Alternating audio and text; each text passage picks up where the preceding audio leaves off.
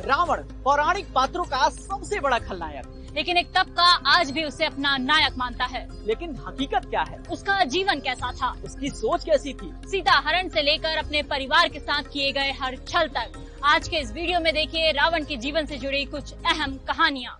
जिसके हुक्म को स्वयं इंद्र भी नहीं टालता है, मैं वो रावण हूँ, रावण। क्या आप जानते हैं रावण का जन्म बुराई के लिए ही हुआ था। शक्तिशाली देवताओं का सामना करने के लिए दैत्यों ने कुबेर के पिता ऋषि विश्रवा से राक्षस सुमाली की बेटी कैकसी का विवाह कराया। दोनों की 4 संतानें हुई और इनमें सबसे शक्तिशाली असुर था रावण। रावण इस नाम के पीछे बहुत सी कहानियां हैं। सबसे पहले ही तो जब रावण पैदा हुआ तो बहुत जोर से रोया, सभी इससे डर गए और नाम रखा गया रावण। दूसरी कहानी जुड़ी है भगवान शिव से। जब रावण ने कैलाश पर्वत उठाया तो शिव ने अपने पैर के अंगूठे से उसे दबा दिया। वजन के नीचे हाथ दबा और दर्द से आंसू निकल आए। इस रुदन को देखते हुए भगवान शिव ने उसे नाम दिया रावण।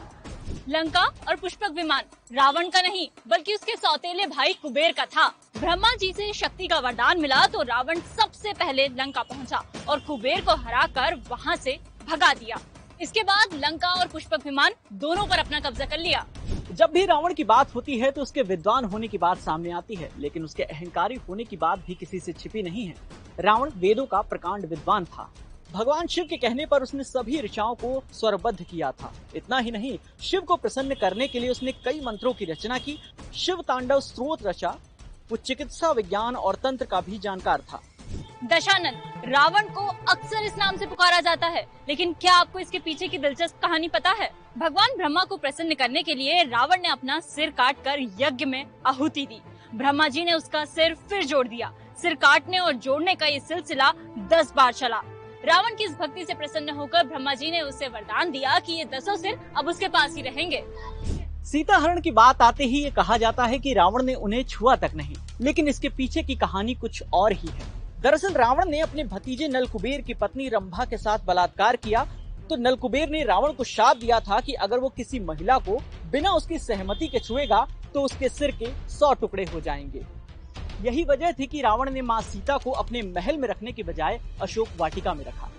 रावण बुराई को किस हद तक बढ़ाना चाहता था, या आप ऐसे समझ सकते हैं कि वो मदिरा यानी शराब में से बदबू हटाना चाहता था ताकि हर कोई उसे पी सके और किसी को पता भी न चले। वो अग्नि से धुआं हटाना चाहता था ताकि यज्ञ के दौरान सकारात्मकता न बढ़े और देवता शक्तिशाली न हो। सिर्फ इतना ही नहीं, रावण स्वर्ग तक सीढ़ियां बनाना चाहता था जिससे जब जो चाहे जहाँ चाहे वहाँ आ जा सके।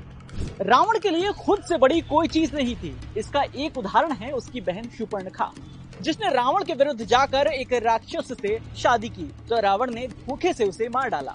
ऐसे ही उसने अपने भाई विभीषण को लंका से निकाल दिया और मामा मारीच को सोने का हिरण बनने पर मजबूर कर दिया।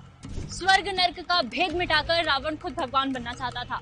वो चाहता था कि दुनिया भगवान की पूजा छोड़ उसकी पूजा करे।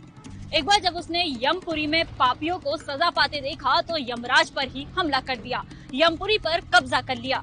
रावण पूरे ब्रह्मांड में अपनी सत्ता चलाना चाहता था। जाते जाते एक बहुत ही रोचक बात, भगवान राम से हारने से पहले भी रावण 3 बार हारा था। वानरराज बाली ने युद्ध करने गए रावण को बगल में दबाकर 4 समुद्रों की परिक्रमा की थी। सहस्त्रबाहु अर्जुन ने रावण को अपने राज्य महिष्मती में कैद कर लिया था।